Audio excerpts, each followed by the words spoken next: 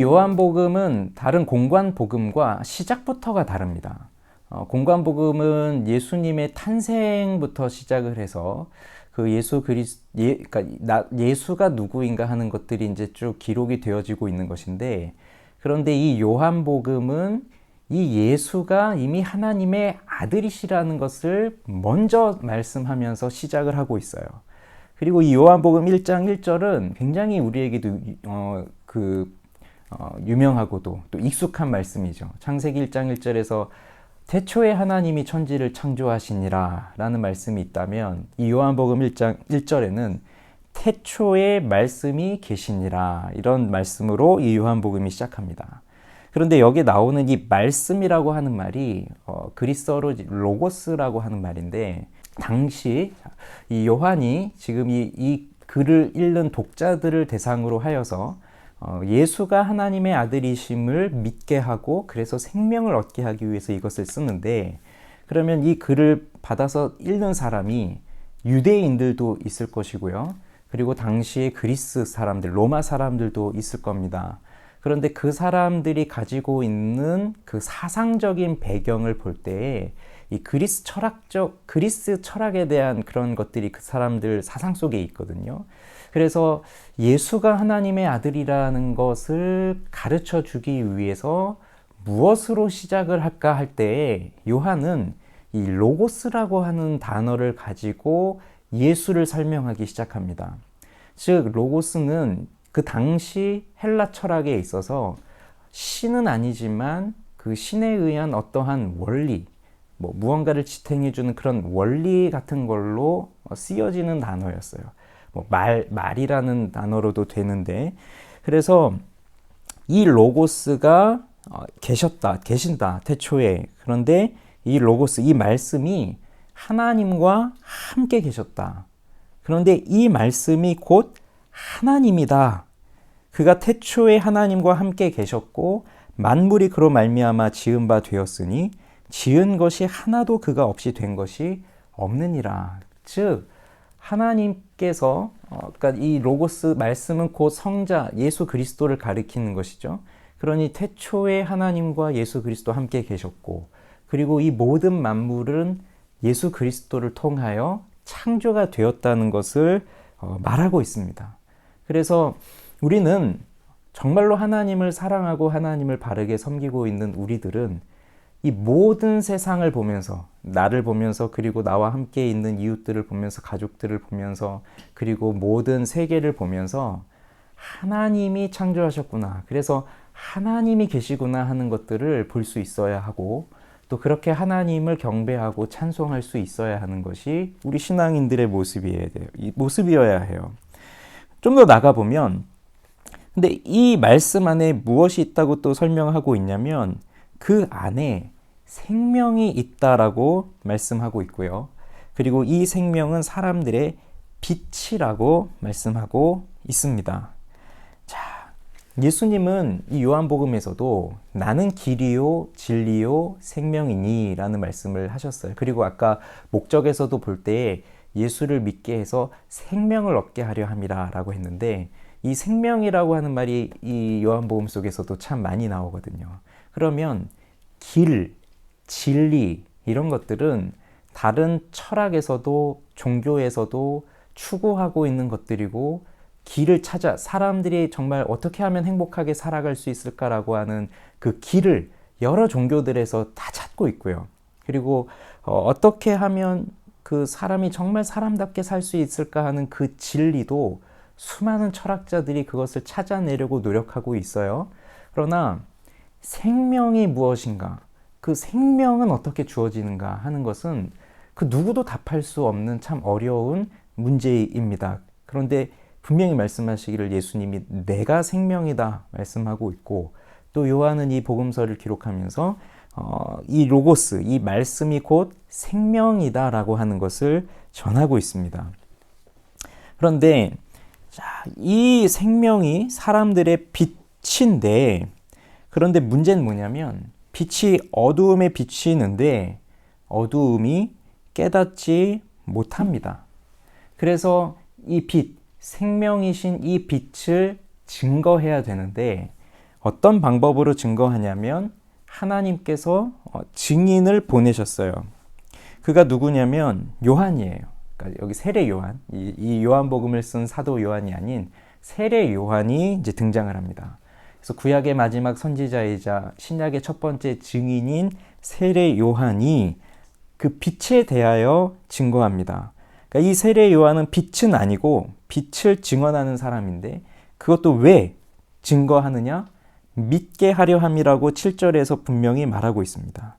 그래서 이 세례 요한을 통해서 예수 그리스도가 빛이시라는 것을 증거하듯이 오늘 우리들도 마찬가지예요. 하나님께서 우리를 이렇게 창조하시고 또 우리를 부르셔서 우리를 그리스도인이 되게 하신 것은 바로 빛이신 예수 그리스도를 증거하게 하시기 위해서, 그러니까 우리를 증인으로 세워주신 거죠. 그러면 우리가 증인이 되었을 때 중요한 포인트가 뭘까요? 내가 예수 그리스도를 증거했을 때 예수 그리스도를 믿는 사람들이 생겨나야 한다는 거죠. 그것을 위해서 우리는 이 증언을 하는 사람들입니다. 근데 여기서 우리가 조심해야 될 건 뭐냐면 우리는 빛을 증거하는 사람들이지 우리가 빛은 아니라는 거예요. 빛은 누구냐면 예수 그리스도이십니다. 그 빛, 9절에 보면 참빛 곧 세상에 와서 각 사람에게 비추는 빛이 있었다. 그러니 참빛이신 그리스도께서 각 사람에게 그 빛을 비춰요. 이 빛을 비춘다는 것이 뭐 후레쉬를 들고 사람들 얼굴에다 비춘다는 것이 아니라 각 사람의 영혼 속에 빛이 비춰진다는 겁니다. 그런데 정말 문제가 뭐냐면 10절에 그가 세상에 계셨고 세상은 그로 말미암아 지은 바 되었는데 세상이 그를 알지 못했다. 알지 못했다는 것은 그를 사랑하지 못했다는 것이에요. 그리고 그러니까 예수 그리스도께서 자기 땅에 오셨는데 자기 백성이 영접하지를 않습니다. 그러니까 예수를 모르고, 그러니까 참 빛이신 예수를 모르고 그 예수를 영접하지 않는다. 받아들이지를 않는 거예요. 믿지를 않는 거예요. 사랑하지를 않는 거예요. 그게 이제 문제가 되는 거죠. 그런데 12절에 영접하는 자, 곧 그 이름을 믿는 자들에게는 하나님의 자녀가 되는 권세를 주셨습니다. 영접한다, 받아들인다는 거예요. 나의 모든 것을 다 버리고 예수 그리스도가 참 빛이심을 믿고 그 예수 그리스도에게 나의 모든 것을 다 드리는, 그렇게 영접하는 자에게, 그리고 그 이름, 즉 예수의 이름을 믿는다는 것과 예수를 믿는다는 것은 같은 건데 그 이름을 믿는 자들에게는 하나님의 자녀가 되는 권세를 주셨다고 합니다. 권세, 여기서 말하는 권세는 그냥 이름만 권세가 아니고요. 실제로 행사할 수 있는 유효적인 권세예요. 그러니까 하나님의 자녀가 된 권세를 다 주신다는 겁니다. 그런데 놀라운 건 뭐냐면 이것이 혈통으로 나는 것이 아니에요. 그러니까 이 유대인들은 그 혈통을 굉장히 중요하게 여기잖아요. 아버지가 유대인이고 그럼 아들이 유대인이고 그렇게 해서 유대인의 피를 따라서 그 혈통을 따라서 택한 백성이라고 하는 것을 받아들이니까 그걸 굉장히 중요하게 여기지만 그것으로 되는 것도 아니다. 그리고 육정으로, 그러니까 그 육신으로 되는 것도 아니다. 그러면 육신의 반대 성령이죠. 성령으로 되는 것이죠. 또 사람의 뜻으로 나지 아니하고, 그러니까 사람의 뜻이 아니라 하나님의 뜻으로 되는 거죠. 그런데 13절에 오직 하나님께로부터 난 자들이라. 즉 하나님께서 직접적으로 나신 거예요. 그러니까 우리 하나님의 자녀가 된 권세, 그러니까 예수를 믿는, 그래서 하나님의 자녀가 된 우리들은 하나님께서 직접 나신 그 하나님의 자녀들입니다.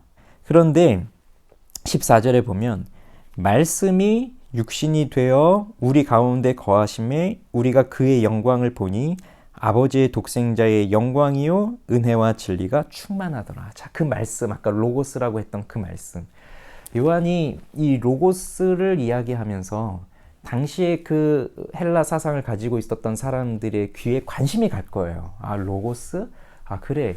이 세상의 원리, 그런 것들이 뭐라고 말하는지 한번 보자. 이런 식으로 그 당시의 사람들이 들을 수 있는 그 문화적 배경 속에서 이 로고스라는 단어를 사용해서 예수를 설명하는데, 그런데 당시의 그 헬라 철학적인 사상으로 로고스를 말하는 것이 아니라 기독교가 무엇인지, 즉 하나님의 말씀이 무엇인지를 이 로고스를 통해서 전해주는데, 이 헬라 사람들의 생각에 있어서 그 사람들이 가지고 있는 개념은 뭐냐면, 영적인 것과 육적인 것은 분리가 되어서 그러니까 육에서부터 멀어질수록 점점 더 고등한 거죠. 그래서 신은 이 물질 육신과는 멀어져야 정말 높은 신이에요.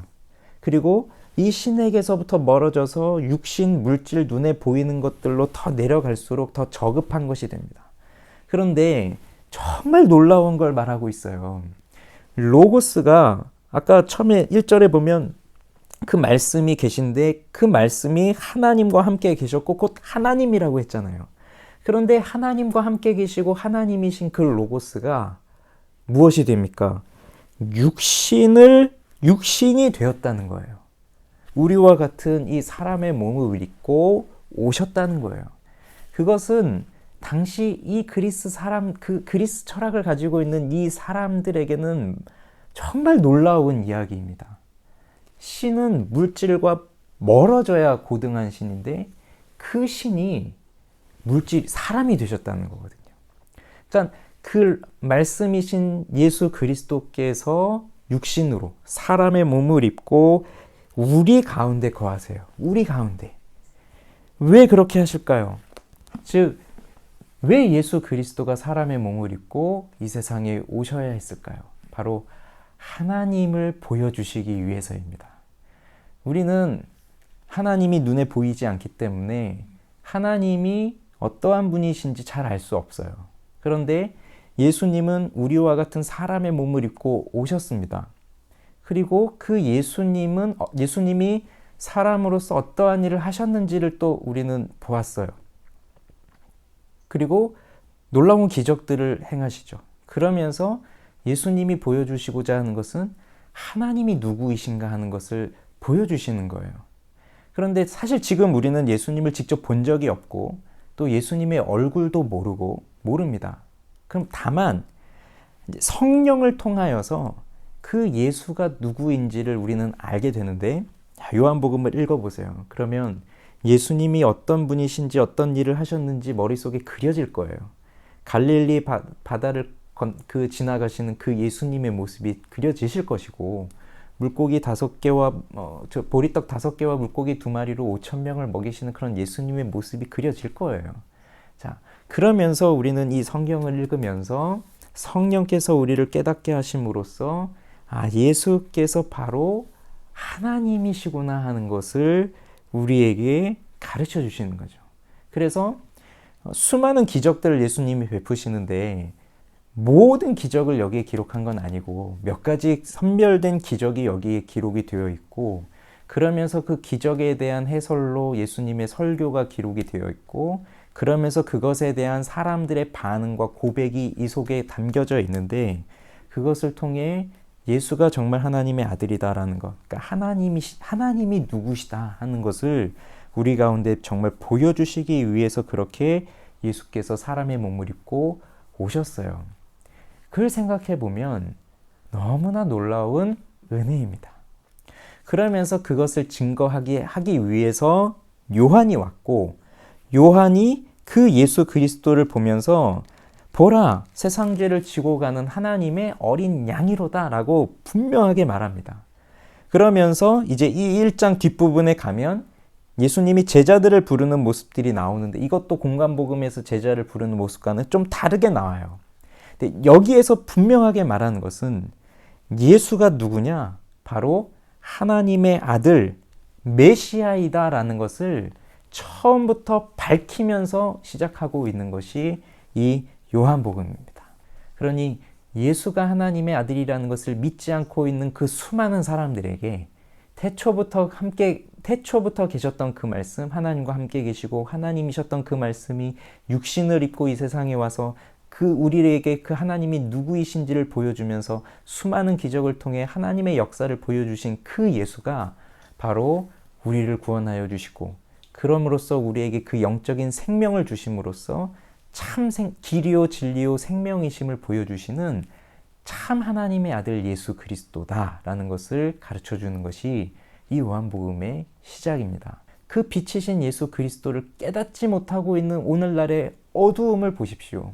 그것은 이 어두움에 얼마나 우리가 익숙해져 있는지, 그 어두움을 벗어나는 것 자체가 두렵기 때문에 빛이 오셨음에도 불구하고 그 빛을 받아들이지 않고 멸망의 길인 그 어둠 속에서 거기서 만족하며 살아가고 있는 것이 오늘날 우리들의 모습이에요. 이 세상의 모습이에요. 그러니 이런 세상을 향하여 빛이신 예수 그리스도를 증거하고 우리가 그 빛이신 그리스도를 정말 나타낼 수 있는 그 증인의 삶을 살아가야 된다는 것이 오늘 우리에게 주어진 말씀의 교훈입니다.